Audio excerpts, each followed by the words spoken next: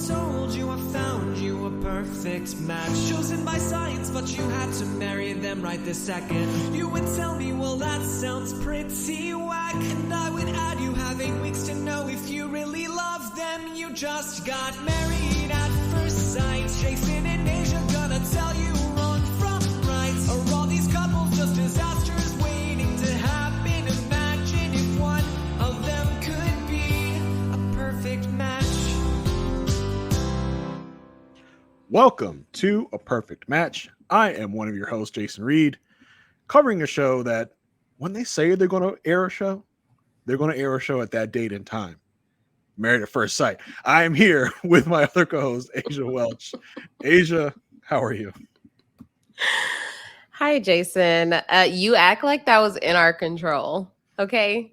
We are at the mercy of these networks. There was nothing we could do. You. I was talking about the show. Oh, okay. The show that shall not be named. Okay. Just making sure. We can name it, but Don't name it.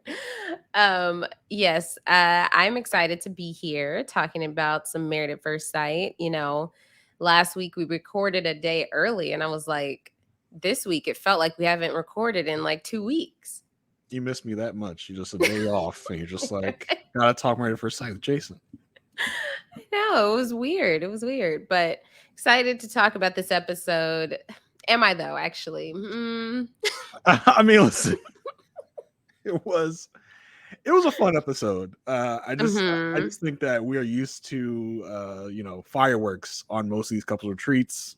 Yeah. And much like this season, it was fireworks didn't exactly go off like a 4th of July celebration. It's like a 4th of July in your backyard when you bought the little fireworks pack from Walmart or whatever, and it's not as impressive as a official fireworks display.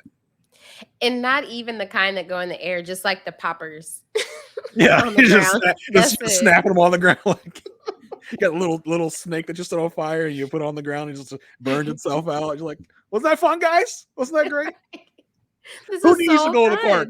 Who need to go to the park and see that big fireworks display? We got it right here.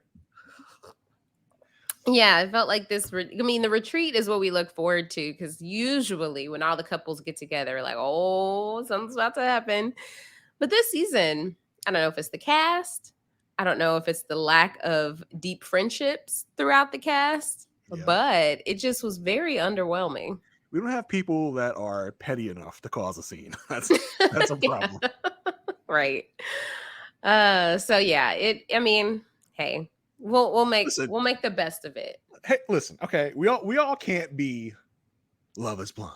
Okay? Hey, I thought we weren't gonna name it. Let me tell you something, okay? It's over, y'all. It came and it went. Can we drop it now? Can we end it? I mean, the Facebook group has been invaded by Love is Blind. Like, come on. Be happy with what you got. All right. Listen, Love is Blind is that like expensive sports car that breaks down all the time. It's expensive to repair.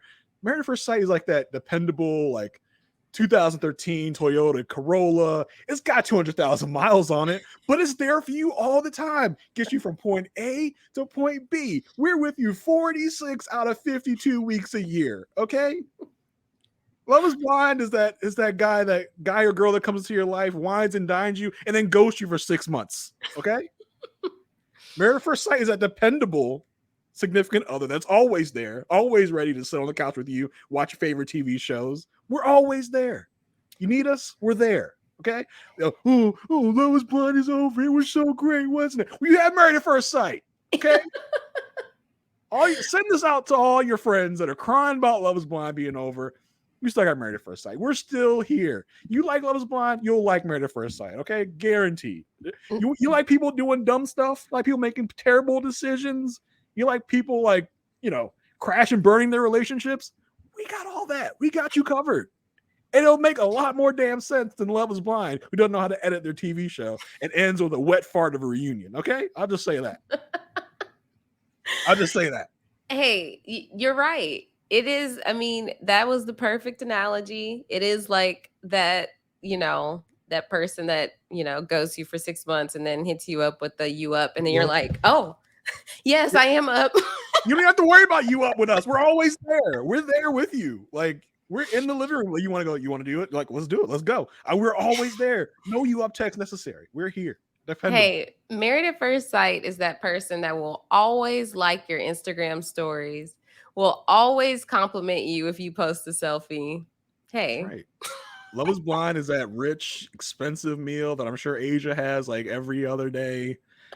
Married at First Sight is a dependable, like, baked chicken. It'll get you by. You need to get your protein. It'll fill you up. Okay. We're there all the time. We may not be flashy. We may not be, expensive, but we're here. That's what matters. We are here for you every week, just about. Really? Yeah. Not even just we are. Yeah. Listen, we're here for you.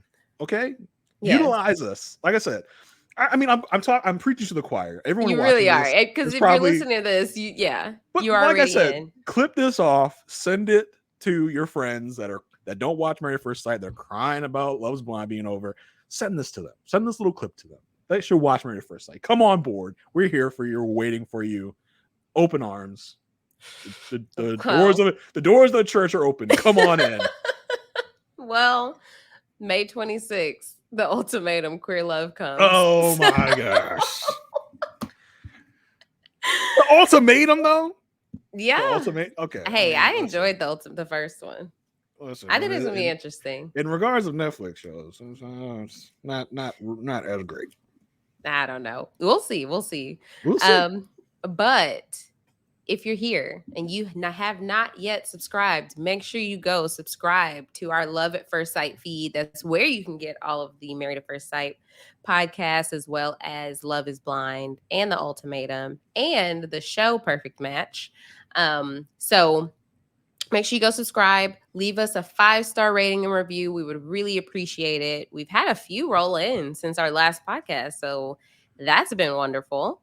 So we definitely want to highlight a couple. So we have one from Domino Brewer. The title is Weekly Favorite. So I started watching MAFS just so I could listen to this recap podcast. Now I'm also tuning in for the Love is Blind recaps as well. Love is blind, baby. Love is blind. I love Love is Blind. You try to get that seasonal invite taken away? Oh no, please don't. Okay, back to the review. It truly is a show that's like listening in on a convo between your best friends. Love. So thank you so much, Domino Brewer. We also got one from Amber, and it's titled Love at First Listen. I won't lie, I haven't watched a full MAFS US episode in a couple of weeks at this point. I abandoned ship on this season midway in favor of Australia. Yet every week, I still find myself tuning in for Jason and Aysia's breakdown of this hot mess of a season. They always have me goofing at their takes, and they have an uncanny way of pulling hilarious bits out of left field from funny moments in the episodes the show editors failed to make gold out of. Oh, I love that.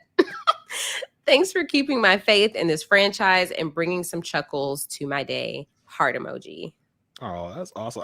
I'm telling you, send this out to the Married at First Sight people. Like, people aren't even watching your show; they're just watching us. Like, you should hire us. Like, we can do wonders for you. Anyway, moving on. So I got a couple reviews I want to read. One is from She-Hulk 430. It's entitled "Love is Messy." It says, "I'm so happy that all my messy love shows are all on one podcast." Says, though MAFS is my favorite because Jason and Aysha are the best podcasting duo ever. The Love is Blind coverage is also great because, well, we get more Aysha. Oh yeah, I guess. More stuff about Love is Blind, Mary stuff not relevant to me. Skipping. I love when they bring guests on the Love is Blind podcast, especially Jason and Isaiah. 10 out of 10 recommend. Okay. Most of that was great. She-Hulk 430. Thank you so much. The majority of that was fantastic. Yes. And I do have a going back to our neighbors to the north. I did want to tackle a Canadian review this week. I still had a couple in the barrel. We could always use more, so Canadians, get at us. This one is from someone named Sarah Jean, .sask.canada. Says Canadian fan. Says absolutely love this podcast. I also very much enjoy the Facebook group you guys have created. The brother and sister like banter these two have always has me laughing. Love Age's metaphors and Jason's impressions of these crazy characters they cast on the show. I find myself wondering what these two have to say about certain situations while I'm watching the show, and they never disappoint to answer my curiosity on the podcast. Love the catchy theme song and having the option to watch you guys record through YouTube. Would love to see you guys on one of the reunion shows. You're not the only one. Fingers crossed for that to happen in the future. Thanks, guys. Thank you so much, Sarah Jean. We really appreciate it. All those sentiments are echoed by everyone, including me and Aysha. Let's Right. go. Let's go, Married at First Sight. What are you waiting for? Bring us on. You got random internet editors on After Party from Gossip. Like, come on. The one and only podcast that covers Married at First Sight. You're not having us on any of your shows. The one and only. Like, make it make sense. Oh gosh. Yeah, so thank y'all so much. We definitely do have more 5-star reviews that we will be highlighting in future podcasts. So thank y'all so much for submitting those. We really appreciate it. Another place that we love the feedback is our Facebook group. Make sure you go search A Perfect Match Podcast in Facebook, and you can join our Facebook group where we have a lot of fun talking about the episodes, talking about Love is Blind. About what? And talking about everything under the Love is blind. Talking about everything under the sun. We even have people in there who they will hold you accountable. This week, I did the fact that the episode was coming on just slipped my mind. Like, I had planned my whole evening. Like, I knew I was going to be gone. And I'm like, when I get back, I'm going to watch Married at First Sight. So 7:00 was just not even in my mind. And there was still discourse about Love is Blind in the Facebook group. So I really appreciate that. And so if you want to join the Facebook group, make sure that you look it up, A Perfect Match Podcast, and then put in the password. And this week, the password is undulation. Yes. I mean, I think we know what the word of day calendar Clint had, what the word was for that day. Right. Because is this a part of his regular vocabulary? I think he wants to make it so that he tries to fit it in anywhere he can, I'm sure. He had that in his pocket ready. It's like, oh, Gina, you don't know what undulation is? Let me explain it to you. Yes. Exactly. He just drops those words and waits for people to go, what is that? He's, oh, you don't know what undulation is? Let me explain it to you. Exactly. Oh, he is a hoot for sure. Let me tell you, people were thirsting after this episode.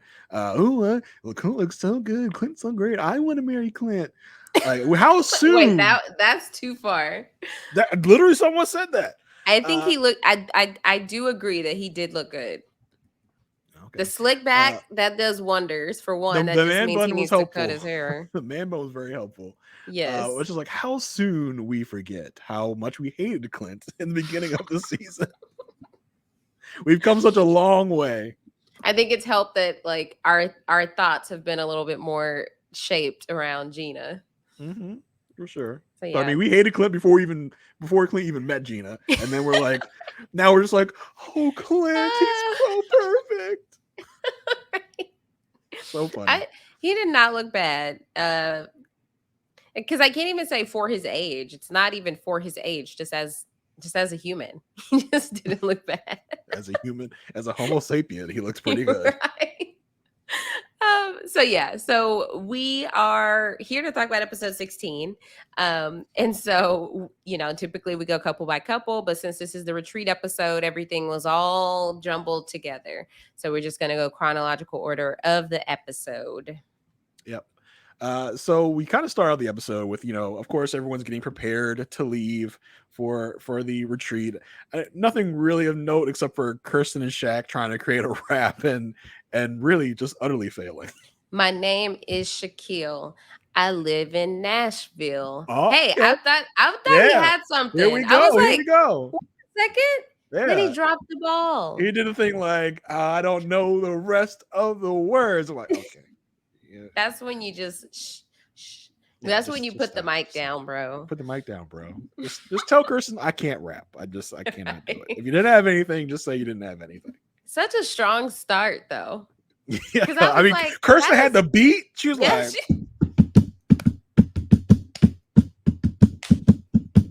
my like, name okay, is we got the Aysha. flow. Listen, I know I can't rap, so I'm not even going to try. I've done a few raps in my day. No, okay. I gave you the freestyle. spotlight. I I gave you the spotlight. You walked away from it. Okay, just let that I'm be better. known. I'm better with pen to paper, and Okay, then execute. Listen, we'll give you some time. Write it down. Send out the TikTok. We'll put it in the Facebook group of your rap. Okay, everybody, be on the lookout for it. It's coming. No, for real. I did do one in college, or a few in college. Because part of my sorority, Alpha Kappa Alpha Sorority Incorporated, Oh my gosh, name drop. Just so people know, Mm. we would put on events and stuff, and so whenever we would have a week to promote it, we did like a rap, and so I recorded it, and we recorded like a music video. It's that on YouTube. Go find that. I'm gonna find that after the podcast. I posted the Facebook group, but you need to make a new one and post that. That's your homework assignment. That's my homework. Yes. Oh my gosh, watching a 2-hour show is homework enough. Make pepper and cinnamon part of it. Like, I know you can really you can set this off. I have faith. I'll put some glasses on them. Yep. I mean, listen, I'm sure that you have all the outfits and all of the materials necessary. Their wardrobe could be bigger. Of course. Oh my gosh. So yeah, we're still packing. Nicole is packing her suitcase. She's trying to fit a bunch of stuff in the suitcase, and she's having to sit on the suitcase and zip it. Chris like, why don't you just need another bag? Just get another bag. She's like, nope, it's gonna fit. Just needs encouragement. I was like, okay. Nicole, you are not getting on a plane. Why are you trying to squeeze into a carry-on? Like, I literally was looking at her like, all you have to do is go up a suitcase. Like, listen, not everyone has a 12-piece Louis Vuitton luggage set like some people on this podcast. Okay, not gonna name any names. I do not. I literally have the basic 3 suitcase. Louis Vuitton suitcase. No. Okay. And I'm like, literally, this is the perfect opportunity to do multiple bags. You're in a car. She's like, nope, I can get it in one. I got this. It's like busting at the seams. Yep. She's having to sit on it. That's not a very good sign. We through this, we find out there's going to be a husband's pageant and an 80s themed party. Eris refuses to show Jasmine his pageant outfit. He says, oh, I got to win a pageant now? Like, what are you even here for? Listen, I'll tell you something. Eris is terrible at being a husband right now. But this man is funny. I like Eris. Like, throughout this whole episode, he was so funny, so hilarious. I mean, he didn't even do anything that terrible this episode. So, I mean, he grew on me like a smidge this episode. But it also showed me that even if he were trying to be a good husband, like attraction aside, he has no riz. Oh. Like his game is awful. I learned what riz is earlier this week, so I know what you're talking about. Look at me, one of the kids. Hey, I'm 31. Okay, I am older than that. Only a smidge. But yeah, I was just like, I think he would be super annoying even if he were attracted to her. Annoying? Yeah, like he asked her to lotion his foot out the bathroom door. Lotion his leg. That was funny. You didn't find that funny? No. Wow, hater.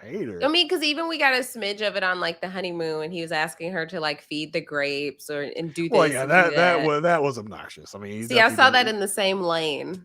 Yeah, I thought it was more funny than anything. That the leg thing, but the rest of it, all the feed me grapes and all that nonsense, was not. So Jasmine's in a confessional says she really hopes the retreat is going to help them get over some roadblocks, maybe increase their intimacy, and she wants them to grow and leave better than they came on the retreat. Everyone's on the way to the retreat. Aris does say he doesn't want to room next to Shaq and Kirsten or Nicole and Chris because he doesn't know what kind of noises he's going to hear since they are the couples, doing the sex basically. Jasmine brought a card game along for the ride. Yeah. So one of the games is like icebreaker game, like these cards that have questions on them. The first card says, "So what do you do with the first 30 minutes of your day?" This is very relatable content. Eris says he poops and reads. He says he gets rid of the toxins in his body and pours info into his body. Listen, I don't know if I would say it's 30 minutes, but definitely the first part of my day. First thing I do, right? It's that. I'm reading Twitter. I'm reading emails. I'm checking reviews. I'm checking all your reviews on the toilet. Let you all know. Usually when I read your reviews, I'm on a toilet. That's so interesting. Maybe.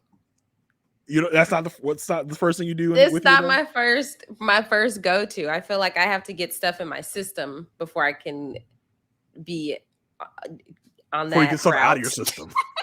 Right. You gotta put the stuff in to get the stuff out. Yeah, isn't that how bodies work? I guess. That's the first thing I do. Like out of bed, into the bathroom. First thing. The next question is, what is the wisest thing I have taught you? Okay. Okay, irrelevant icebreaker question. Icebreaker question. Like, what kind of icebreaker game is this? Is this a Married at First Sight game? Like, specially made?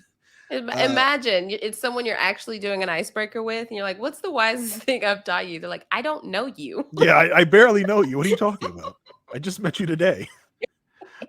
She says he has taught her to read more, and then she goes, "Well, I guess I haven't taught you anything." He says, "No, you taught me to give myself grace, and it's okay to live my truth and to say how I feel and not feel guilty." I said, "I bet you're regretting that right now." Like, you're right.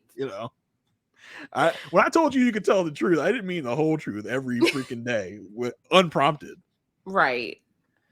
The next one says, I thought it was funny too that she even questioned him, like, "How have I taught you to give yourself grace?" It's like, what are you talking about? Yeah.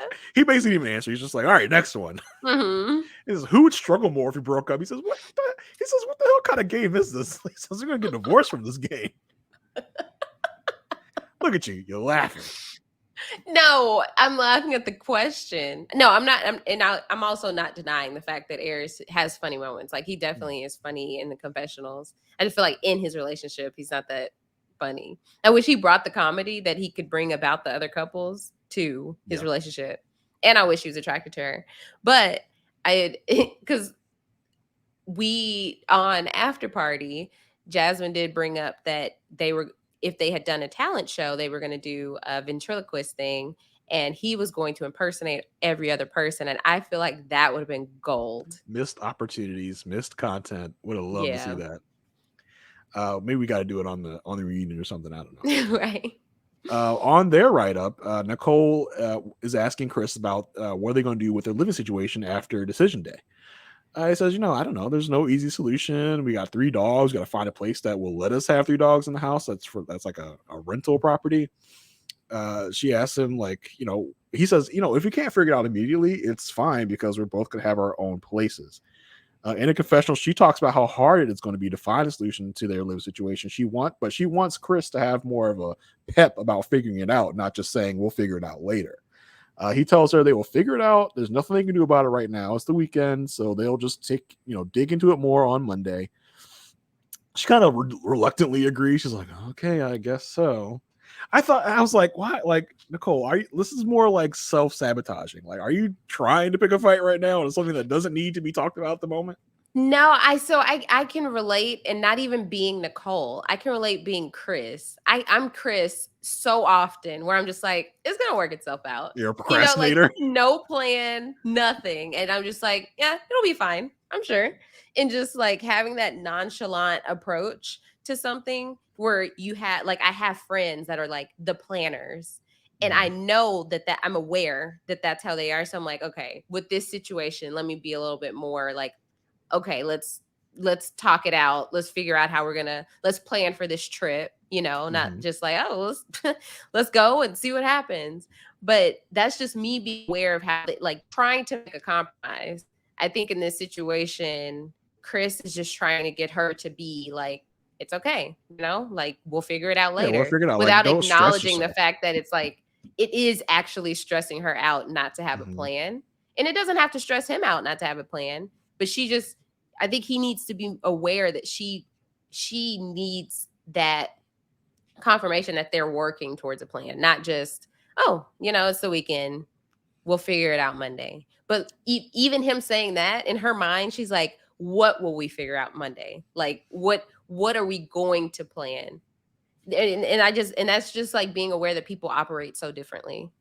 Yeah, and I think in the back of her mind, it's probably also like, why is he saying this? Is this because he's going to break up with me and he's not going to have to worry about it at that point? That too. What is going on? Like, I think that's definitely part of it.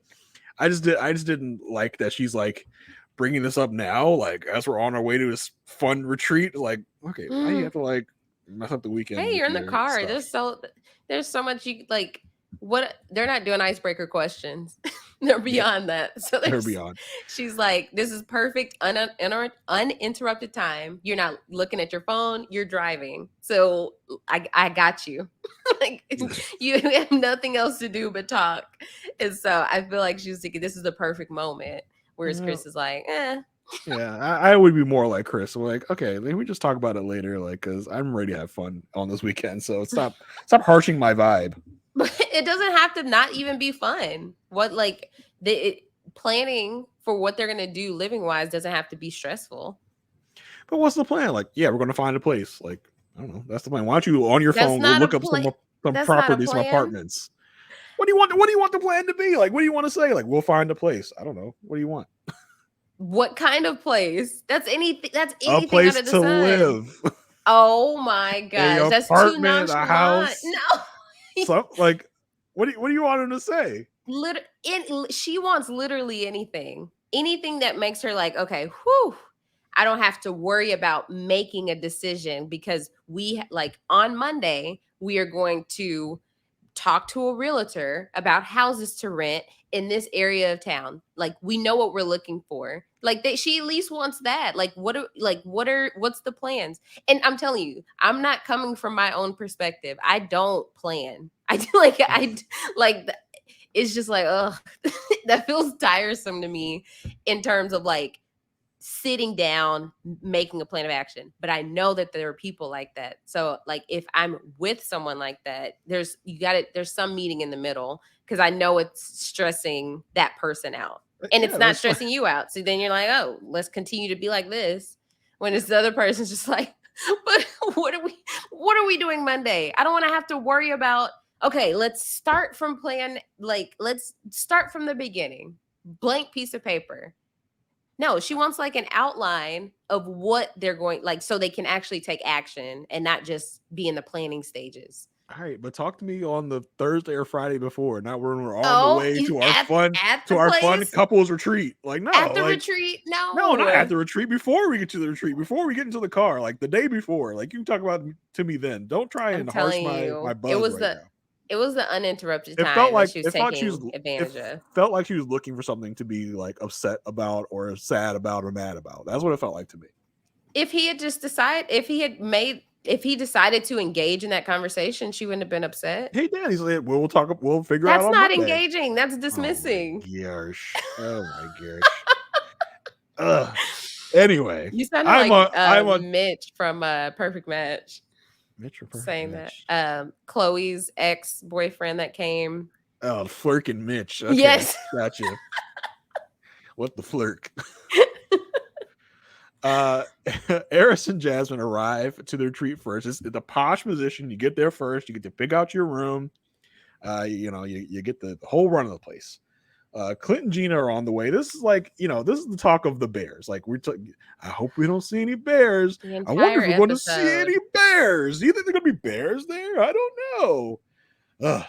And Eris talks about Clint told him that you have to flash a bear to get the bear to run away from you. Jasmine is not buying it. She's like, what are you talking about? That doesn't even make any sense. She didn't even like play along. Yeah, she's like, what are you She was just like, no, this is dumb. Aaron's probably like, not you though.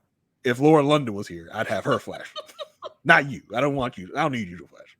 It's all right. Don't keep your shirt. Oh, It's fine. No one wants to see that, Jasmine. Ugh. Yes. Clint and Gina arrive. They start drinking. The liquor starts flowing early. Entry shots. Yeah, Clint and Gina go to find their room. Clint, of course, says he needs a room on the starboard side. Because, of course, that is a boating term, because Clint cannot go 20 minutes without talking about boating. I missed that word. Starboard, yeah. Mm-hmm. In a confession, Clint talks about the fact that they're going to have to share a bed at the retreat, and it's going to be a bit different since they've been in the friend zone ever since the honeymoon, and they've been sleeping in different rooms. Shaq and Kirsten arrive. In a confessional, he says it's going to be good to enjoy each other and kind of live in the moment, but they both need to put in a lot more effort and get their needs met. Chris and Nicole are stuck in traffic trying to get there. Nicole is just so buzzed. She's like, we're going to have the last pick of the rooms. That's what I'm talking about. She's like trying to like get into a sad mode to me. For some No, reason. she's already in a sad mood because of that conversation. Because now she feels like But she wanted in to her go to mind thought like, okay, if we can at least get this settled, I can have a good time. It didn't. It seemed like she wouldn't be happy until they like, okay, we're on this trip, we're gonna find a place that takes 3 dogs, and we're going to decide we're going to move there. Like, no, there's steps in between. You don't just find a place. You have to have discussions beforehand to get to that point. And she thought that they could at least get that. The fact they didn't, that put her in a sour mood. And then I thought they were lost or something. I'm like, why is it taking them so much longer than everybody else? They're coming from the same place. Yeah, she says, I'm going to pretend like it doesn't bother me right now. I'm not going to have a temper tantrum. I'm just going to enjoy the night. It's like, that sounds passive aggressive, Nicole. I don't know. They finally arrive. They get their room. Jasmine is making everyone sign the guest book. She is like obsessed with the guest book. Like when Kirsten and Shaq came in, she's like, y'all got to sign the guest book? You sign the guest book? Kirsten and Nicole come in, you got to sign the guest book. Sign it right now. She going to make a scrapbook? Yeah, I don't know. The signatures in the guest book. She was all about this guest book. Yeah. In a confessional, Nicole says she at this moment she really just wants to give each other space and quiet time, but she knows that she has to hang out with the other couple, so she's just going to zip it and make the best of it. It's like, all right, Nicole, calm down. Mm-hmm. Eris does a toast, talks about how great it is to be there with all of them, and then he tells us tonight is going to be the husband pageant. They all cheers, clink, clink, clink, clink, clink. In confessional, Eris is determined to win the pageant and be the pageant king. Shaq, also in a confessional, thinks he is going to be the pageant king because he is Dapper Dylan. Okay. I was like, that we haven't heard that since we were being introduced to Shaq. Hope you're better at dressing than you are at rapping. That's all I gotta say. We get to kind of a segment where everyone's getting prepared for the pageant. This is where Eris makes Jasmine lotion his leg. He starts like weird moaning. He's like, oh yeah. I mean, listen, this might be the most touching they've done in quite a while. So true. Hey, you never know. Clint is getting all his stuff out. He's got a cat Christmas sweater. He's like, I'm ready to put this on if I need to. Oh, Clint, so dreamy, so funny. This is where Gina convinces Clint to let her give him a man bun. She does say it gives him more swag. And listen, I think the results are in, and it's affirmative. Clint definitely looked a lot better with the man bun in. He did, which makes me think that he would look decent with like a lower haircut. I mean, not even, it doesn't have to be like a fade, but just lower, not hanging at his neck. So yeah, it was definitely a good look for him. Yeah, just but I feel like he thought he was like playing like dress up. Yeah, he didn't look that comfortable though. He was just like, oh, I guess you're gonna make me do this. He's like, where's my hair? Where are my flowy locks? Yeah, when I do this, I don't feel anything. Right. Kirsten gives Shaq some pageant advice, teach him how to walk. Hold up. We did get, before that, Jasmine putting Eris's chain on. He says, come on, mama. Put the chain on daddy. This is the type of stuff that's just like, ugh. I cringed. I wasn't going to say that because I didn't want to. But you did it for me, so that works. Nicole tells is teaching Chris also how to do a walk, so you got to give a swivel on the back of your walk. In a confessional, Nicole says this pageant is the last thing I want to do right now, but everyone else is pumped for it, so I'm excited to see my man strut his stuff. Jasmine's getting some last minute advice to Eris. Says eye contact with the judges is key. The pageant starts, and of course, Jasmine is hosting it. We find out there's going to be 2 phases: an outfit phase and a questions phase. Eris comes out first, and I mean, listen, he's got some swag. Although I did think he looked like some little kid, like coming out of a dressing room at a store or something. Like, look what I got on, like a little. I don't know what it was. I just was like, got little kid energy right now. I don't know. Yeah, I don't know if it's because it was so out of character from what we normally see him in. Mm-hmm. I don't know. He has ladies take a picture of him. He's like, I'll airdrop that to y'all. Like, he's got the confidence, pouring out of him. This was the most awake I've ever seen Eris. The most eyeballs I've ever seen. Like, he had his eyes all the way up, like not halfway, like he's about to fall asleep. Right. So Shaq comes out next. Nicole says, Shaq is looking really good, but he looks pretty nervous, a little tentative. I thought his walk out was good, but then he walked back and was just like, I don't know what to do now with my hands, my jacket. Yeah, it's like I didn't think past. Standing here. Yeah. Chris comes out. He's got a long wig on. He's got shades. He does a little semi-strip tease. Starts taking his jacket off. He sits down and gives Shaq the wig. Shaq puts the wig on and flips the wig, and it flips off his head. Everyone's laughing. It's all of a raucous hilarious. Affair. It's hilarious. Next up is Clint, and Clint comes out in a kind of a leathery jacket maybe, but no shirt.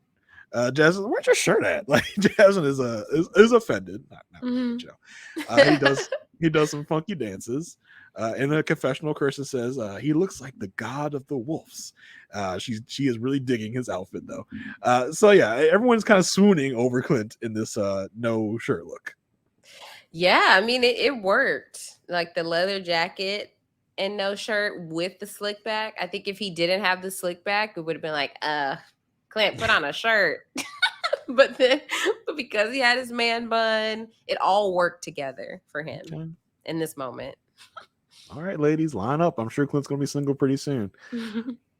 Questions are up next. The first question is, if you were a marriage counselor, what would be your biggest piece of advice? Clint says, learn to love yourself and spread that amongst everyone else. Okay, basic.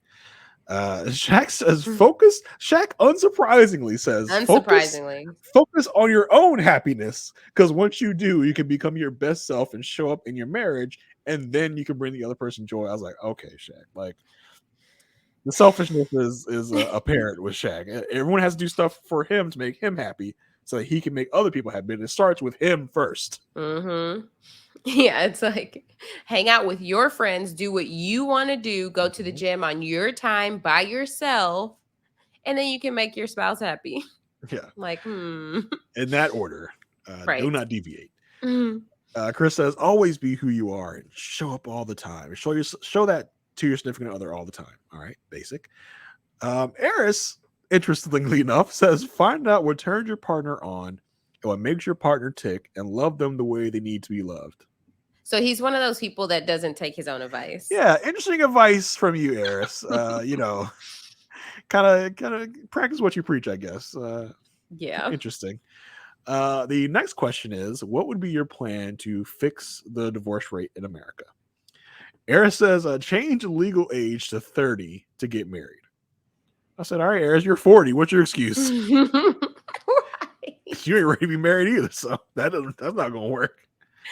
Everything Eris said was totally irrelevant. Like, it's as if he's living two realities. Yeah. There's the Eris that knows what to do, and then there's the Eris that's living his life. Mm-hmm. I'm not saying it's for me. I'm saying it's for everybody else. Right. Shaq says, give free marriage counseling to couples. I like that one. Chris says, give out money to couples to spend on each other. I was like, okay, stimulus checks, I guess, for couples. Right? Yeah. Which was interesting. Clint says, have a penalty for divorce where you have to give everything to your spouse if you get divorced. I was like, that would definitely decrease the number of marriages. That's for sure. It would, and it also would decrease the amount of legitimate marriages, because people would just be married technically. Yeah, people become a law married all over the place. Yeah. So the next question is, do traditional marriage roles hold up today? Chuck says, now the roles have kind of switched and women are becoming more independent. He almost made it sound like a bad thing. Yeah. Like, all right. Women are speaking up too much. Yeah, I'll put them back in their place. Chris says women now are going to work and they don't necessarily need to be a stay-at-home wife. So, okay, this is a weird question because it always makes it sound like you women are too uppity. Clint says people don't have the same sanctity in marriage anymore. I was like, what? Talking about. And Aaron says that, women now are becoming more educated. They're becoming CEOs. He's like, but if a bear comes, us as men gotta protect all the ladies. So, okay. All right. That was a terrible question and terrible responses from everybody. I was like, all right. Jeez. I was like, this is really showing y'all's mindsets. The results. What would you, like, if I were to ask you, do you still believe traditional marriage roles hold up today? What would you say? I would say no. I would say that there's no traditional marriage anymore. There's no I think a traditional marriage to them is like the man goes home and brings in the money and the woman takes care of the house and the kids. And cooks and cleans. Barefoot and pregnant in the kitchen. But so yeah, I don't think that they are. I think that's less and less prevalent in today's society for sure. That's a great answer. You would have won the pageant. Yes, thank you. The ladies would have liked that answer. I think they were all trying to appeal to the ladies in their answers, but I don't think they did a good job. You could see it all over Kirsten's face. She was just kind of like the whole time. Just Kirsten, really who is a fan of traditional marriages herself. Right. So, she's like, none of that poppycock. I'm staying home. Right. So the results are in. We get the who has won what. The ladies had a tough time picking a winner. In fourth place, we have, because Jasmine will announce the kind of the what do you call those superlatives of the people? She says, first in fourth place, Mr. Courageous and Outrageous Clint. He says, "Oh, that's impressively disappointing." Love Clint. In third place, Mr. Style and Swag, Shaq. Okay, all right. In second place, Mr. Showstopper, Chris. Eris, because that means Eris is one, and Eris is just like, Eris does not know pageant etiquette. It doesn't know pageant etiquette. Like literally, anytime you're in a competition, like even growing up when I was in band, if they announce second place, first place respects second place ability to cheer, and then we have our shine. We don't celebrate at second place. So what is is it like you when it comes down to second and first, you announce first? You don't even announce second because second will just assume since they didn't win their second? No, you can. I mean, some people do that, but I think typically they would announce first runner up, and then first place knows that they won at that point, and we're just like shaking, ready to celebrate. Like, hurry up and take your moment. I need my first place announcement. Right. But like, it's like poor sportsmanship. Poor sportsmanship. Yes, it's poor sportsmanship to cheer when you know you've won at first runner up, because then they don't have their time to shine. Yeah, and the ladies comments like, "Hey, let Chris have his moment." Like, he said, "We're gonna take off some points." He's like, okay, all right. So the official announcement comes in. Eris is the winner. He gets his sash and crown. We find out the sash on after party, it was actually a happy birthday crown. That's why it was blank. They turned it inside out. He gets the sash and the crown. In a confessional, Jasmine says she's really proud of him. She finally got her pageant king after all this time. Eris says, "Well, I'm gonna need to defend my crown. So if any husbands want to smoke, pull up." This is the most excited we have seen Eris in 6 weeks. Oh yeah, he is. I didn't even know he was capable of this excitement. He is brimming at the scenes with just like happiness. He's like, "Oh my God," like he's smiling. He's got his eyes wide open. He is awake.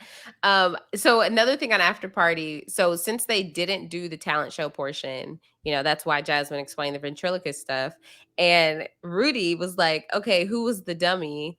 And Jasmine was like, "Me, of course." So I was like, that in itself is like some self-awareness about how it's being perceived on the show, which says a lot. For sure. After the pageant, everyone's changing out of their outfits and into, I guess, their their nightwear. Nightwear, pajamas. They're going to bed. Yeah, pajamas. You say nightwear? Not everyone wears pajamas. What's the difference between nightwear and pajamas? I don't know. You could wear like basketball shorts or something if you're going to bed like that. I would see it's like pajamas. You're seeing pajamas like the printed pants and stuff. Yeah, like matching outfits. See, I just see anything that I would wear to bed. Those are my pajamas. Or you could call it nightwear. Why are you nitpicking me? I just never heard it. Nightwear. Nightwear. Yeah, nightwear. Daywear and nightwear. Yeah. Well, I mean, Kirsten or Nicole could be wearing like lingerie. You don't know. True. Getting it on later. I don't know. Yeah.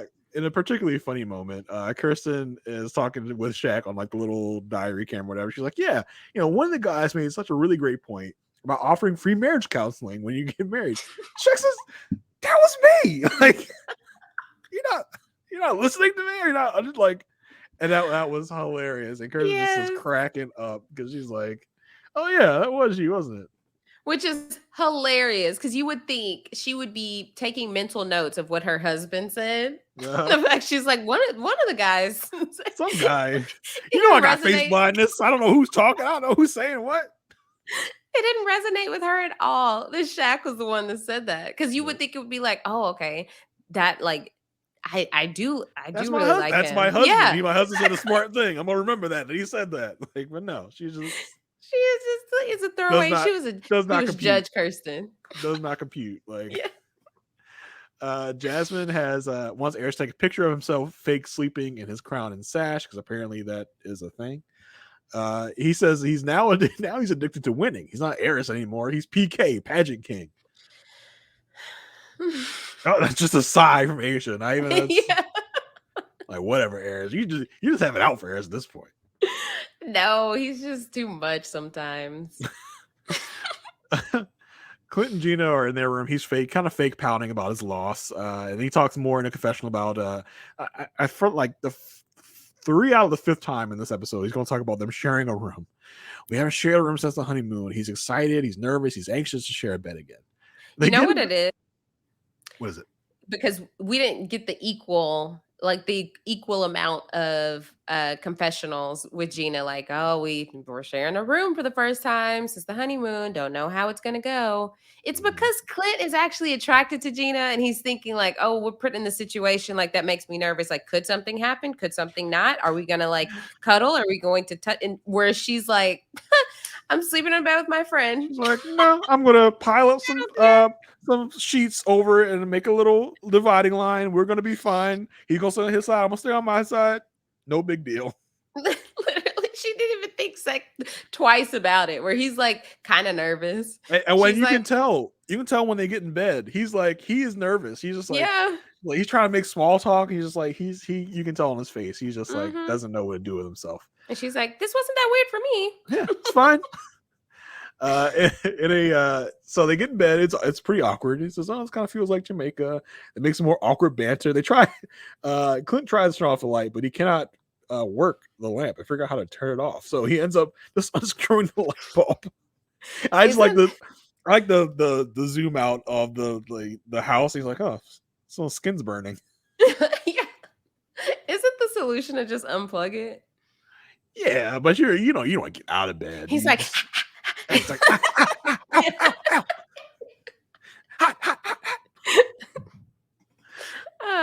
but of course Clint would go that route. So we gotta talk a little bit about after party, and I think probably the best moment in this week's after party, where Gina's talking about the sleeping in the same bed as Clint. Rudy asked her, so how did that go? She's like, oh, it's fine. I don't know what the big deal is. I had no problem sharing a room with Clint. Rudy said, you were the one that was so upset in the beginning of this that you couldn't even move into the same apartment as this man. But now you're saying it's not a big deal. You would have shared a bed before. She's like, oh, yeah. You're right. You got me that. You got me. Good job, Rudy. Right. Thanks for pressing, because you just tried to, like, girl, we watched the show. Don't try to put one over on us. You didn't want to live under the same roof. I mean, but we all know that was just a cop out anyway, but whatever. The next morning, Shaq is teasing Kirsten about her snoring. He took a video the night before of her snoring, so that's proof that she does snore. Jazz and Eris are in their room. We find out Jasmine is upset with Eris because they had arranged the night before that they were going to meditate together in the morning, but he apparently got up and meditated without her. He just woke me up. He's like, I wouldn't need to because I told you the night before. In confessional, Eris says, it just slipped his mind, but he is glad that she spoke up and is getting more comfortable and kind of confronting him when she is upset with him. They do go outside to meditate. He leads her through a relaxation meditation. Did he have the earbud in though? I was like, maybe he was being guided, and then he guided her from. Okay. Yeah. Just made me think about like the honeymoon when they were trying to have that talk. He's got the earbud in. He's just like half listening. Mm-hmm. But yeah, I guess you're right. He could be just repeating what's he's hearing in his ear. Yeah, because he's not like, he doesn't do this by profession, so I would imagine he needs a little help. I mean, he didn't say anything like, I mean, obviously it's much longer than what we saw. They didn't meditate for a minute and a half. Oh, okay, I thought they did. I don't know. It's like 30 minutes or so. I don't meditate. I would hope. I don't meditate. I don't know. Chris, so we get to Chris and Nicole. Chris calls Nicole out to the little balcony. He explains he has a scavenger hunt that he's left for her. This is not a scavenger hunt. I don't know what Chris thinks a scavenger hunt is, but this is not it. There. Yeah, so he literally like points her to love notes that he has placed across the balcony within probably like a, I don't know, 6 or 7 foot radius. Yeah, just like 2 steps max. Right, 2 steps. Just here's one. He could have just presented her with a series of notes and say, here you go. Like, yes. Why do you have to make it this like weird game? I don't know. Nicole is over the moon about it. It's a bunch of like little love notes that he has written for her and placed across the balcony. In a confessional, she talks about how self-love, comes from within, but it's great that she's also getting validation from Chris, and that the more and more they go on, the less and less she needs from him, but she appreciates it more and more still, that she still gets it at this stage. We come back. Nicole is out on the balcony because Chris is watching football. I'm like, okay, I feel that. I definitely feel that. I'd probably be like, can I just watch like one game? Like, can I just get like, I'll be right back. It's just 3 hours. Can I watch one game on Sunday? And I'll be right back with you. We find out that the Bears have turned up outside. Like, oh, they're real Bears. I think these are stunt bears. Okay, these are bears brought in by the show to have some like entertainment. There's probably a bear wrangler like right off camera. And after part, they talked about how the I guess it's a production van. It was like a U-Haul truck. Yeah, so it could have just been a van rented by production to have like equipment and stuff.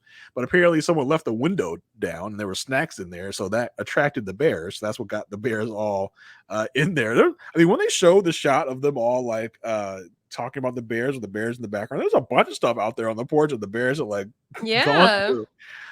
So I wouldn't be surprised. The bears are like, we've hit the jackpot. Yeah. The craft services. Right. I feel bad for whoever rented that house next, because the Bears are like, all right, let's do it. You're going to come back next week? This would be surprised. They're like, we got to spice up this retreat. What can we do? Let's get some bears in here. And just incepted everyone to talk about bears before they got there. Like, production's like, what if you see bears out there, for example? Not saying you will. Talk a little bit about that. It was excessive. Oh, yes. The bear talk. Clint, Clint being the manly man that he is, decides to go outside while the bears are still there. He watches from afar. He does a really bad Crocodile Dundee accent. But he tells us he's been around bears before. He's backpacked through the Appalachian Trail, the Smoky Mountains. So he's used to it. He's had bears sniff around his camp before. He just have to respect them and respect their territory. I love how on the closed captions, they had Clint did his impression, and then when he switched back to his regular voice, it said normal voice. I don't know if you recall Clint's voice normal voice, but we'll go with that for now. A producer asks if he would protect the house and his wife from bears if need be. Clint says, oh yeah, I'll uppercut a bear if I have to. So we got our bear content that everyone was looking for. They were obsessed with these bears. Like, it was said about 12 times. The episode title is Unbearable or something. Yes. We got our bear content. Are y'all happy? Right. Oh gosh. Yeah, it was I was like, okay, obviously we have to see, and then I forgot about the previews, but I was like, we have to see a bear at this point because they're intentionally including all this. And Yeah. then it was just it was anticlimactic because I like No one got no eaten one by has a to bear. Yeah, I was like, what the heck? No one's gonna have to run from a bear I was or promised bear mauling. Where's my bear mauling? Get Gina out there. Get Gina, Eris. Who else don't we like in this season? I think that's pretty much it, right? 50, Some people probably throrow on Kirsten Shaq. out there. Some people would throw Kirsten, some people would throw Shaq. They're a very Right. nice couple. Put up an Instagram poll. Mm-hmm. So then every couple kind of got their own date. So with Kirsten and Shaq, they were going tubing inside. And I was like, oh my gosh, I just went tubing for the first time. And so I got excited when I saw it, and I was like, I have to share. Okay. I went tubing in Breckenridge, Colorado. I Ooh, went out there with some Breckenridge. Sounds like an Aysha Welch place. I went to Breckenridge at the famous tubing mountain. It was so cool. I've never done like snow sports before. And so yeah, lots of things happened. I mean, so we did tubing. But then we also rode snowmobiles. And I'm that's sure all. one that you bought, you had it custom made or something. Well, what happened was Aysha on the side of the snowmobile.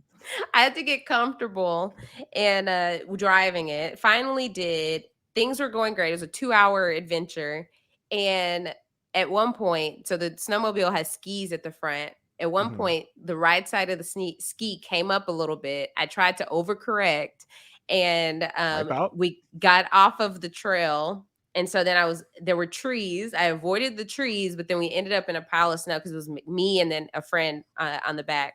And I ended up in a pile of snow. When I hit the snow, I hit the windshield. Oh my busted gosh. my lip. Yes. Oh my goodness. I know. My lip was swollen the rest of the weekend. Just my bottom lip. And yeah, I know. It was so dramatic. You almost made Pepper Sim and Orphans. It happened so fast. Oh my gosh. I was just like, it literally happened. I just laid there in the snow. Like, I felt like I laid there for like 30 minutes, but it was probably like 15 seconds max. But then the guide had to like turn around, come back, get me. And he was like digging snow. If I wasn't so shaken up, I would have taken a video of it. But he's like digging snow to get the snowmobile out. So he's like, forget you. I'm trying to get the snowmobile out. And he had to fix the windshield because it had come off. And I was just so glad that I didn't break it because then I would have to pay for it. So. Oh, yeah. What would you have done then? I would have been eating PB&J for a minute. But, I was... whatever. Okay, sure. I was so glad. Let me slice off a couple hundreds for you. I was glad that at least I was okay. The snowmobile was okay. Hopped back on, and I drove it the rest of the way. It was snowing. Like, it was coming down. But anyway. No more adventures for you, Aysha. You can't be scaring us like that. I know. It was so unnecessarily dramatic. Oh, man. I can picture it to this moment. And it was the first day we were there because it was on Friday. So I was like, literally, this is how I start the trip. Lovely. You've got your trauma story for when you get on Married at First Sight. Like when you go on the honeymoon on the ATVs, like I can't go so fast because I had a snowmobile accident a few years ago, and it's really shaking me up, and I just don't like going fast in things anymore. Right. You got your story. But my lip is still healing. You see this? No, I don't see anything wrong with it. Well, it was swollen. Okay, for like 2 hours. It was like bruised on the outside for a minute, but it's fine now. But I was like, oh, because it's been almost a week. Whew. But if y'all are watching the YouTube video, I'll give you an idea of kind of what Kirsten and Shaq were doing inside, but I did it outside. So we'll go ahead and check this out. So it's me and my friends. We're all on our individual tubes. We're holding hands, and the guide like spun us and sent us down the slope. And so we're riding, and we're going, and we are having a great time. You see all the snow coming up. I do. But yeah, it was really fun. But yeah, that's it. You and your fellow Those are the friends millionaires, I went with. I'm sure. Oh my gosh. You're ridiculous. Let's go on a weekend to vacay.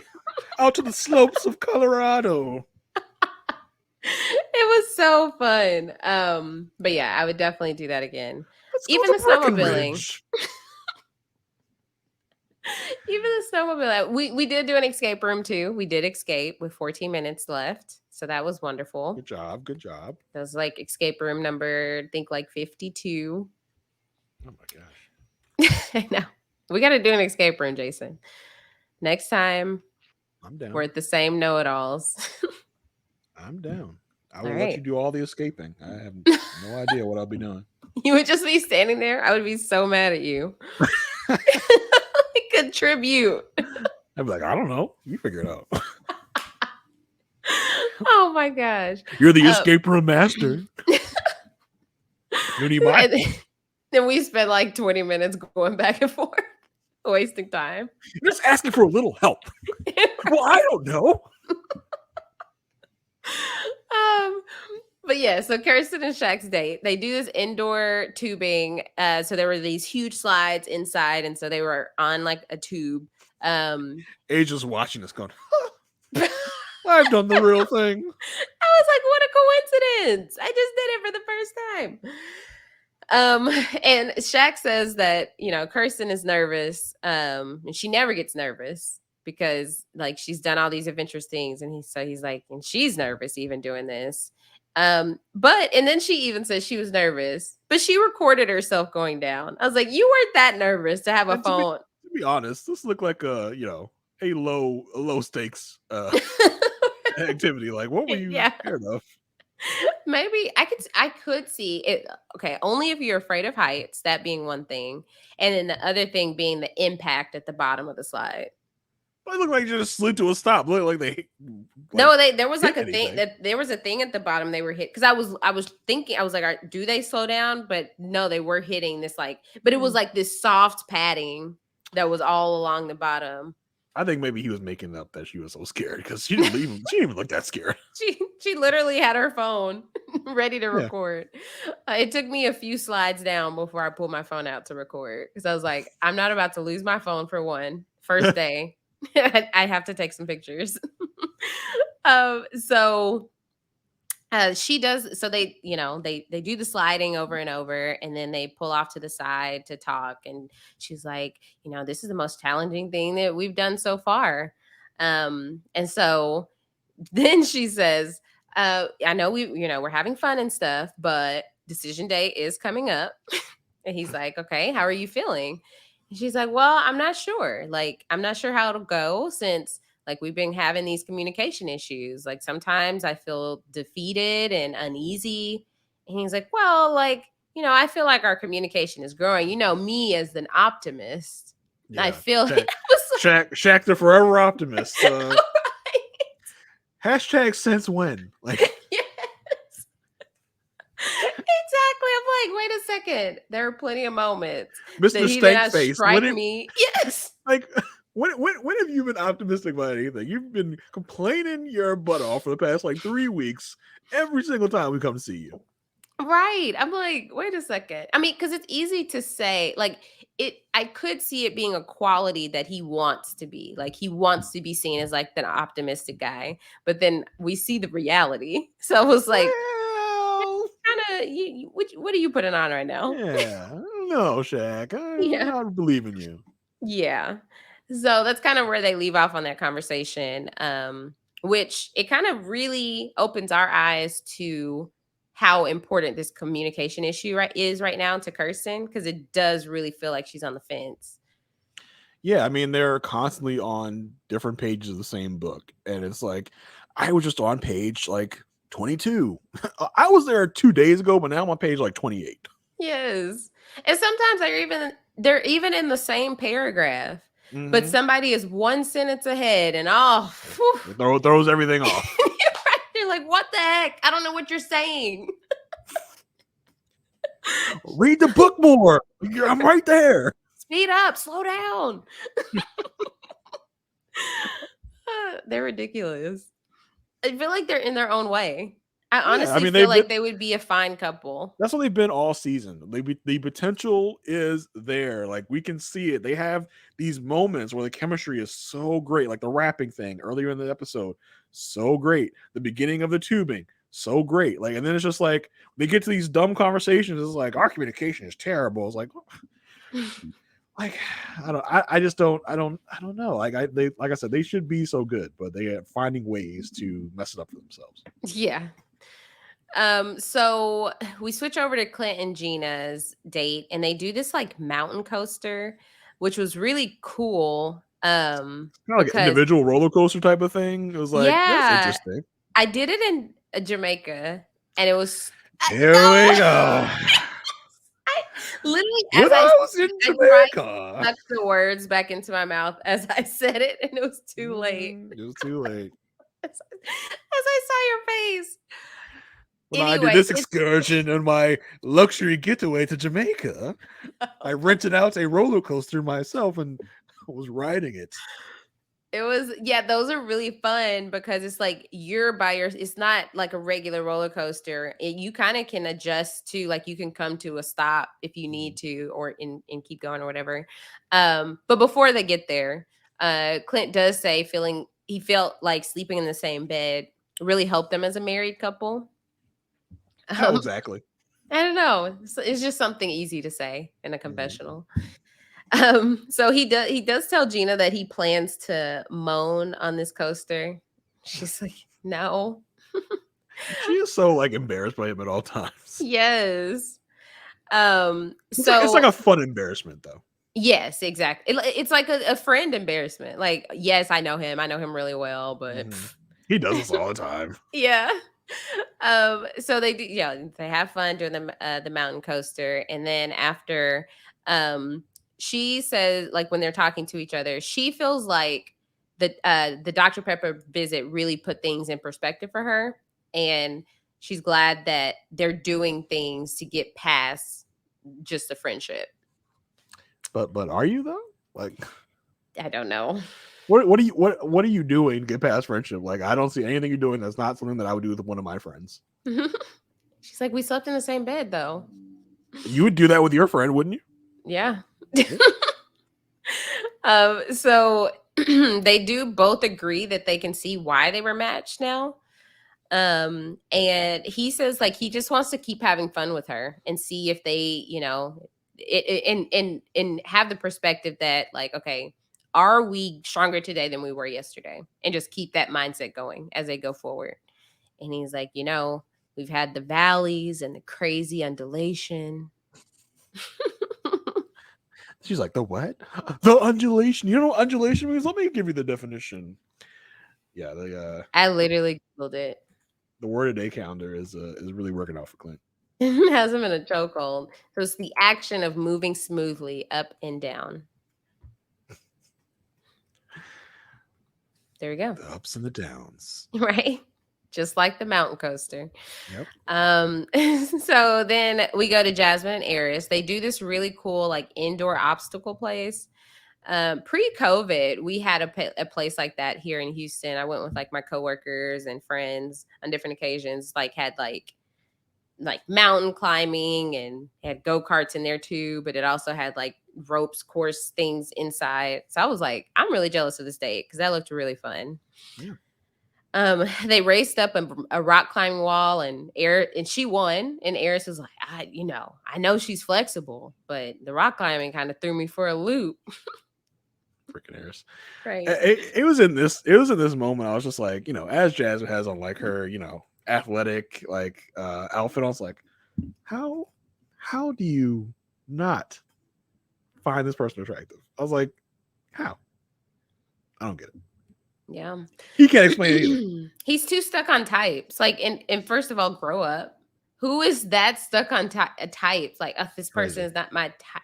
I mean, and I am, like, I don't have a type, so I guess it's really easy for me to say. But like, but why get married to a stranger if only you can only have this one type? Like, why? Yeah, exactly. Why go through this when there's a high likelihood you're not going to get exactly what you quote unquote ordered. Right. Like, it doesn't make any Ordered. sense. Like, I will only take this one type of person. Like, it doesn't make any sense. It's ridiculous. And so they jump on some trampolines, they do some flips, they do dodgeball. They have a blast, really.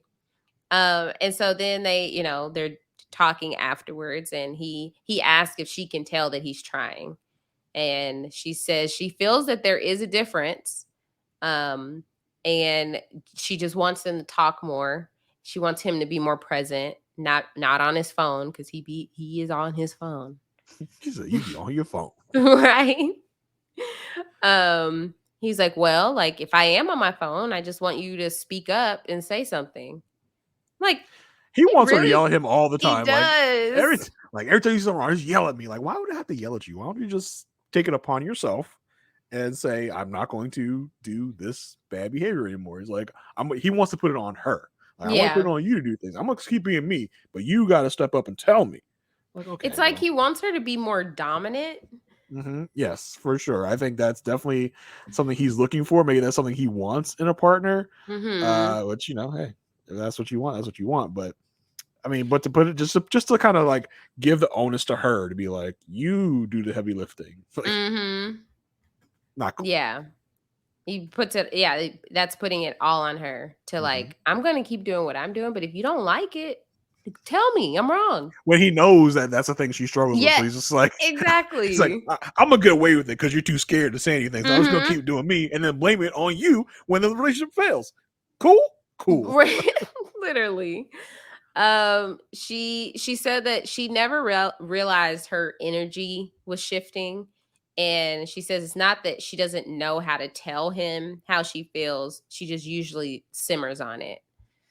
Which it felt like, it kind of felt like from this conversation, she's thinking of like, okay, maybe I should change this behavior and start calling him out to see if that makes a difference.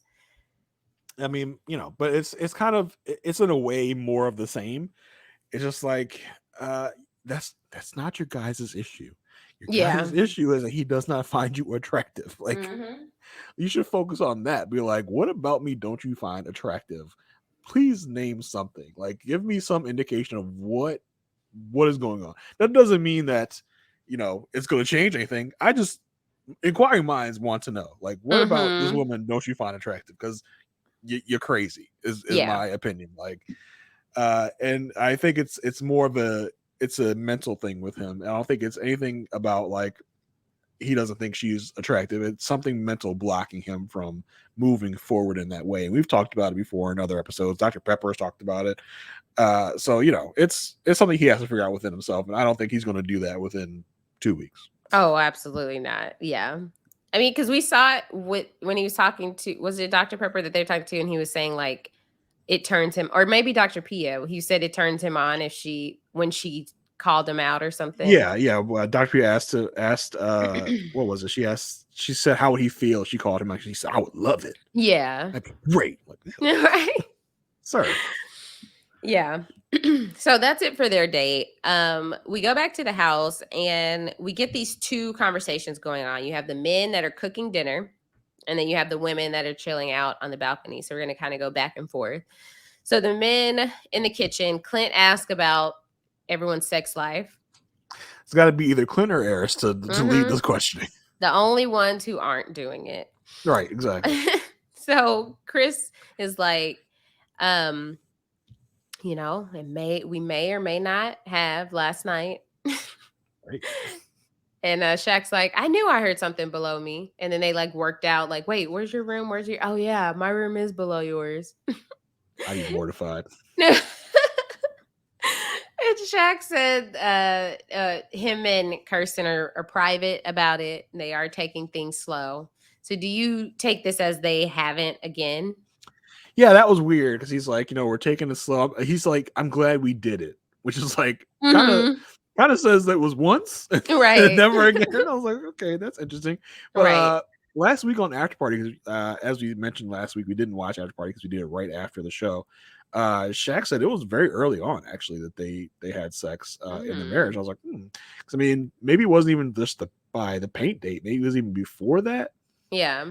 So that was interesting. But yeah, he did say we're taking it slow. He's glad they did it. Like, Yeah. not glad we are doing it or keep doing it. Right. We did it and we didn't do it again. Like, so that's That's what it how it sounded felt like. like. But But yeah.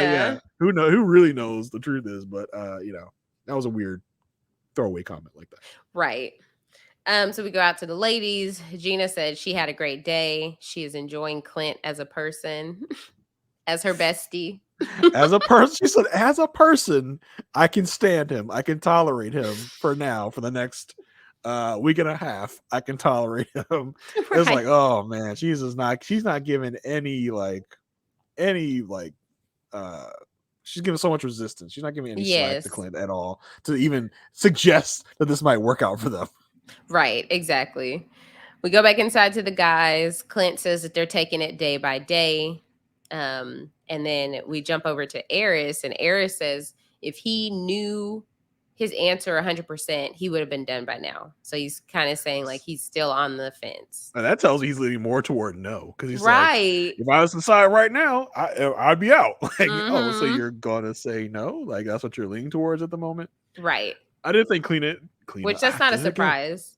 Oh yeah, I do think Gina and Clint, if we had to name relate like couples, they would be day by day, because they say day Mhm. by day every other like word is day by day. Mhm. We're just taking it day by day. We're having fun. Like, can y'all do something else? Like anything else? Kiss. Like, but for y'all goodness aren't sake. even having like it's weird because they're not even having productive days. They're No, just they're not. existing They're not together. working towards anything. Like, Yeah. as we have like, guessed and surmise like that early on in the process, they're just like, all right, we're just gonna get through this thing.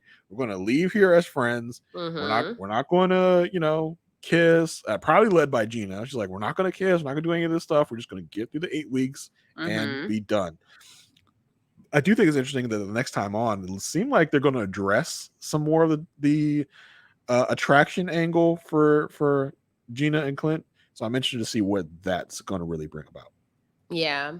Like she said in the preview, like I've never felt like a wife. Yeah, That's and interesting. Clint's like, what if I feel like I'm attracted, which seemed like it was taken out of context. Surprise, surprise. Married Yeah, at first sight. so we'll see. I'm interested in that because they haven't really even talked about it. Like they Yeah. had some talk about it on the quote unquote sex week, but other than that, it's like has not been addressed at all. So I really want them to at least address it before the 8 weeks are over. Yeah. So we hop over to the ladies again, and Jasmine says that they talked today about their communication, and she thinks that they're going to, like, now that they've addressed her speaking up about things, she thinks that they'll be able to move forward from that. So, okay. We go back inside to the guys. Shaq asks the guys, like, what would change y'all's dynamic? Eris says, I'm just looking for something like a spark, some type of spark. So it's like for both Jazz and Eris and Clint and Gina, it's just like, yeah, I'm just waiting for something to happen, just waiting for sitting around and waiting for a spark, or as Eris says, an aha moment. It's like, okay, you have to like actively work towards that. It's not just going to He pop up wants it to out of thin magically air. happen. Yeah. Yeah, I'm just waiting around for something good to happen. I don't know. I'm not going to do anything to help it, but I'm just hoping at some point it just falls out of the sky. He just wants her to come home one day, and he looks at her and is like, oh, she's it. She's Yeah, the like one. he thinks that's just going to happen at some point. Yeah. And then I think it was Clint who made a comment like, I want to be like these guys, referring to Shaq and Chris. And Shaq was like, look, physical attraction isn't everything. Kirsten has her guard up. She's had her guard up this whole time. And now she wants to open up. But I've been open since day one. I've been open the whole time. And we could have been further along than Chris and Nicole. Okay, calm down. No one is going to get as far along as Chris and Nicole are, okay? Right. They are very far ahead. Yeah. But it's like, okay, and we talked about this before. It's like, Shaq, you cannot like shame Kirsten for not being in the same space you have been the whole time. Right. For wanting to get to know him before she was able to, let her guard down. Yeah, he's complaining again that like, oh, it's Kirsten time. Like Kirsten was on her timeline. I've been like this is day one. That's great. So now you're in closer to the same place. So just take that for what it is. Now I want to be like Kirsten. Yeah, exactly. Like, now I'm going to be turned off when you're turned on. So take that. Like, no, dude. just like it's normal for someone to be a slow mover. We kind of, we really criticized Kirsten in the beginning because she, I mean, even for Married at First Sight, she was moving slow. Like for the first day, like she wouldn't kiss him at the altar or whatever. She was making these excuses. But the reality is that everyone takes their own time to get comfortable with different things. And Shaq just seems to really be criticizing her for not moving as fast as he moves, which is like ridiculous. So take where she is now and be thankful for that. Like, yes, take advantage of how it. far, Mr. Optimist. Yeah, appreciate how far she's always come. look on the positive side.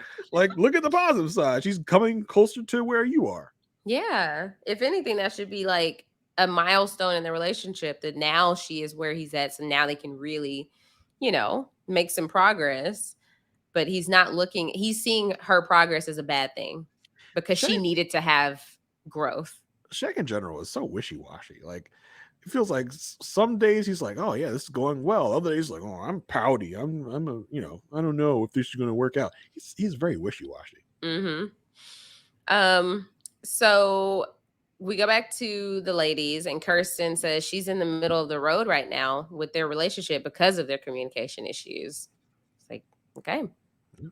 So at this point, it's feeling like we shouldn't be too surprised if we potentially got a no from Kirsten. I don't know. Yeah, it's like Shaq's Shaq and Kirsten issue equals communication. Like that's their word right now. It's communication. Day by day, Clint and Gina. Attraction. Jasmine Harris. Yes. Communication. Shaq and Kirsten. Kirsten Nicole. I don't know. Fine. He didn't choose her. Insecurity, maybe. Because there we go. Insecurity. Yeah. Everybody has a word. Those are their words of the day. So we go back into the guys, and Eris is like, what would make it like a hell yeah?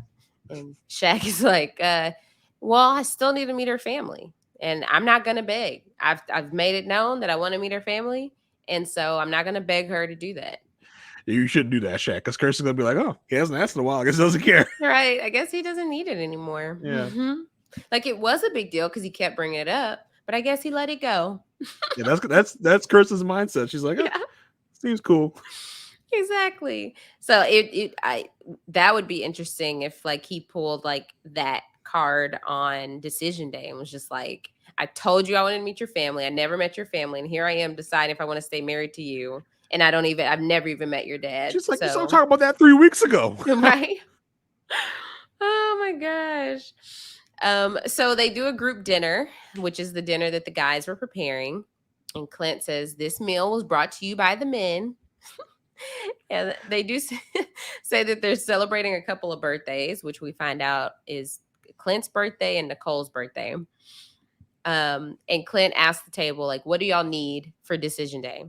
We go to Eris and Jasmine first. Eris says he needs for Jasmine to speak her mind. He wants her to work on her communication, but he also realizes that he hasn't created a safe environment for her to speak up, so he wants to do that. And you said about a quarter of what he said, because he said the same thing about 5 different times. He did. He kept going it over and over and over. And then he says, I want to commend her for handling everything so gracefully. He's like, I know I haven't always created a safe space, which at this point we've already heard chronic like 2 to 3 times in his his monologue. He's like, but I do want to salute you because it hasn't been easy. He has saluted her, he's commended her, and he will congratulate her by the time this is over. Right. And she starts tearing up, and he's like, and I congratulate you for your strength. She starts tearing up. She's wiping the tears from her eyes. I want to do a little exercise, okay? And I wish we could do this actually, but I've brought you some lashes. Okay. Okay. These are some lashes. And then I would like to say, like, okay, you're going to put these lashes on, and then you're going to cry. And I need you to figure out how to wipe your tears without messing up your lashes. Okay. So, I mean, for those that are unaware, I had posted in the Facebook group, I took a picture of Jasmine, like, crying into her like a napkin or whatever. And I found it like really interesting and weird because it looked like she was almost putting the napkin directly into her eye because the eyelash was like coming over the napkin. The napkin, yeah. Like she has it like almost in her eye. I was like, how does that work? I'd never seen anyone dry their tears that way. And I, of course, got roasted. I got roasted in the Facebook group.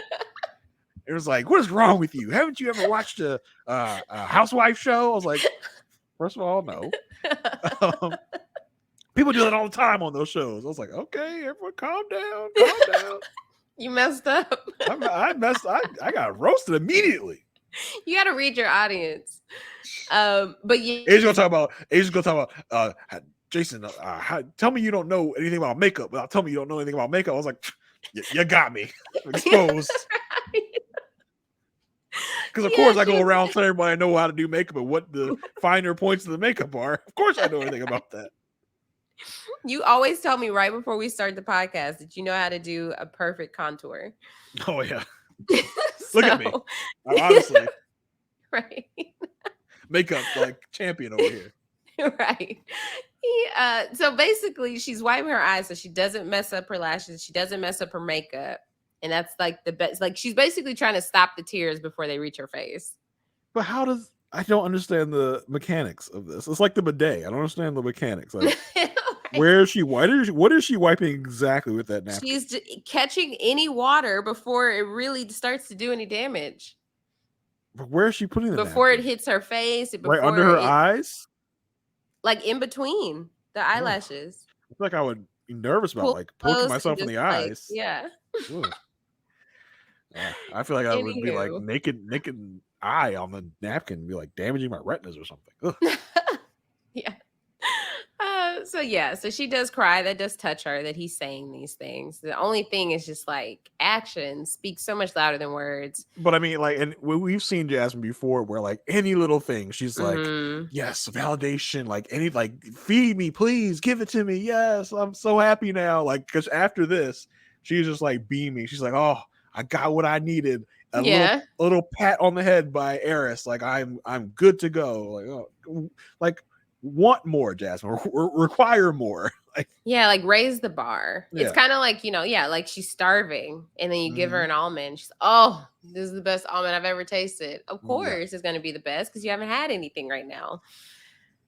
So I don't know. I know it means a lot to her because she's gotten such the opposite up until now, but it's just opening the door for further letdown because I feel like we've just gotten no Eris. Any minute now, he's going to tell somebody in front of her that he doesn't find her attractive. Like I said all those things because I think she's a great person, but I still am not attracted to her, and you can only do so much. Yeah, like I feel like that's going to be his decision day speech. Like, there's still the issue of I don't find her attractive. It's like, damn, because I feel like he may have learned a lesson not to say it like as much anymore because we haven't heard it like directly to her in her face for a while. Yeah, I feel like he's going to hit her with it definitely on decision day. Yeah, I tried to get past it. She's a dog. You see this? Just awful. Pastor Cal, you know what I'm saying? Pastor Cal, you have a type. Your wife's probably your type, huh? So Kirsten speaks up to kind of address Clint's question of, what do y'all need for decision day? She said her and Shaq are just trying to get communication right. It's been a struggle. Going forward, like her intentions are to be open with him and express how she's feeling. And she just wants them to develop a healthier style of communication, but she does need some grace. And there's that word, grace. Yeah. She turns to him. He's like, your feelings are valid, and I love it. Okay. What was that? Do you have anything else to say, Shaq? You mad at her last episode for not saying anything after your story. That's it. It's always tit for tat. I'm telling you. It's almost a sure. Like, feelings are valid, and I love that. Heard. Gotcha. Right. I hear you and I see you. Right. It might as well. It's just like the read receipts in text messages. Read. Yep. Gotcha. Read at 5 p.m. Need Grace coming right up. I swear, if you did like one of those word clouds of like what shows up most in things, like Grace is definitely pretty big in the word cloud Yes. in Married at First Sight. Right. So then Chris says that, him and Nicole have said that they love each other. And then you have Clint. What did Clint say? You like Clint. The big L bomb. Oh, the big L word, eh? Yeah, the big L. You said the big L, huh? Big L City over here. So they cheers to love. And then Gina says her and Clint, they've been trying, but they're stuck in the friend zone. She acts like it's so out of her hands. We're here. We can't get out. I don't know what's holding us back. Yeah. She has him more in the friend zone than he has her. Oh, 100%. Like if Gina today was like, Clint, you trying to get down and dirty? Clint's like, about time. I've been waiting. Like, You're right. I've been waiting to go to Pound Town. Yeah, go to Pound Town. Yeah. Let's go. Yeah. Gina says they don't argue. And Clint says like they have the charcoal out, but they're just trying to ignite something. But like I'm like, are you like, what are you doing to ignite anything? You're, as far as we can see, right, not doing anything. Yeah, exactly. And so, shoot. Technical difficulties. I know. Okay. Anyway. Sorry. Okay. So then she does say she didn't sign up to be married to a friend because she has plenty of friends. We haven't seen any friends. We've seen coworkers. We haven't seen right. We haven't seen family. We haven't seen friends. All we've seen is coworkers. Yeah, I don't know. I just feel like you're right. If Gina said today, let's make something happen, Clint would be ready to go down that path. Yeah, but he's so scared to make a move because she's been so like, nope, we're in the friend zone. Like that's it. Like he's like, I don't know. Yeah. She says we're in the friend zone. I don't want to make a bad move and be the bad guy. Right, exactly. So we do get to the night portion, about to do the 80s party. Eris says that he has to leave early for a work event. And so she, people, I mean, Rudy on After Party acted like, this was bad timing. She brought in an audience question. Or not audience, but, social media. She's like, oh, this is such bad timing. And Jasmine said she didn't feel like it was bad timing. She felt like it was fine. They were making progress. And like, he can go. Yeah, exactly. So she does feel like dinner was a turning point for them. And she walks him out to his car. They hug as he leaves. And I wanted her to try to give him a kiss. Like, oh, nope, just a hug. Right. We agreed on hugs, no kisses. He did really like go in for the hug and just go out of it. He didn't give any room to do anything else. You can get off me now. Thank you. Like, right. Gave you my court mandated hug. So exactly. And she does say she's already ready for him to come back. Hey.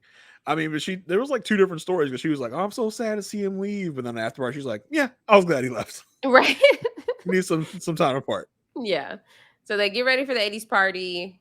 Nicole says that Eris has grown into an amazing person.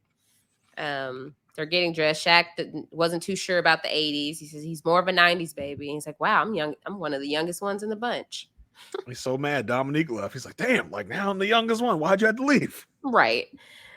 So they it's Nicole and Clint's, birthday 80s party. Jasmine says that she's seventh willing since Eris is gone. Clint says that he really loves themes party. Like those are his jam. And while Clint and Gina were in a confessional talking about the party, Chris came up in the background and was like there rocking out.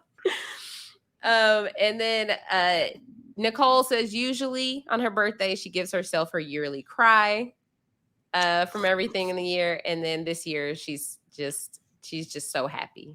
And Nicole, she's turning 33. Nicole at every moment, every turn, just has to let us know how sad her life was. Literally, I'm like, oh my gosh. I So told y'all how terrible my life was. Let me tell you again. right, exactly. So I'm glad she has something to be happy about this year. So yeah, that was it for the party. We did get the next time on. They are still at the retreat. They but then they go back home. Gina never felt like a wife. Jasmine feels like Eris is always looking for something that to be wrong. And then Shaq and Kirsten are having some type of conversation where he's like, this conversation isn't needed. And she's like, Well, but it he is for says, me. he says, I don't need this conversation. She says, well, I do. It's like, Yeah. okay, more Shaq being like selfish a little bit. Okay. Yeah, exactly. So rapid fire ratings. Kirsten and Shaq, what are you thinking? Kirsten Shaq still 3. Nothing's really Still a changed solid in my 3. book for anyone. Exactly. Unfortunately. I am the same. Yeah. Jasmine and Eris? It's a rock solid. You know, they almost tempted me to bring it up to a 2, but I'm gonna stay with my 1. You won't be fooled. I won't be fooled. Nicole and Chris. It's a 5, baby. And then I'm a 5 as well. Gina and Clint. Oh, it's a 1. If I could give a 0, I'd give a 0. I know. Same. Yeah, they're just not. I just don't see it. And if they said yes on decision day, it would be like, what? They wouldn't still be together by reunion. All right. That is our episode 16. Jason, where can people find you? What are you up to these days? You can find me on Twitter at JAYR1085. Other than here, you can catch me on post-show recaps talking about the new show The Power on Amazon Prime. So you check me out there with Sasha Joseph. Coming up this weekend, I'm going to be on Nothing But Netflix with Chappelle and Rob Sesternino talking about the passion of mine from childhood, the Power Rangers reunion special. So check me out there. Aysha, what about you? Yeah, y'all can find me on Instagram, Twitter, and TikTok at Aysha like Aysha. That's AYSHA like ASIA. I just wrapped up Love is Blind coverage, where you can find it on the very feed that you got this on, whether it be Love at First Sight feed or the reality TV RHAPups feed. And anything else I'm up to, I will post about it on social media. So just give me a follow. So thank y'all so much for sticking with us. And of course, we'll be back next week. But make sure you go out and join the Facebook group. Make sure you go and subscribe to our feed. And we will be back next week to talk about episode 17. All right. Thanks. Bye.